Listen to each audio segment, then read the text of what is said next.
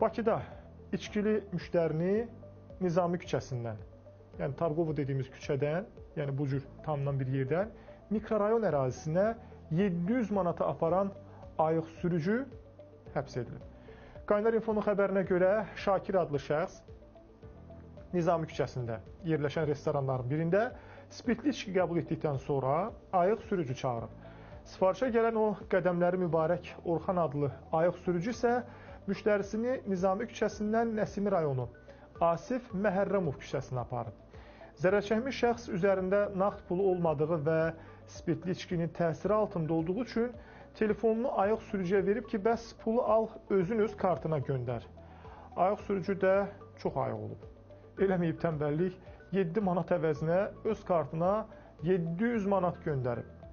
Müştəri isə fırıldağın qurbanı olduğundan bir gün sonra xəbər tutub.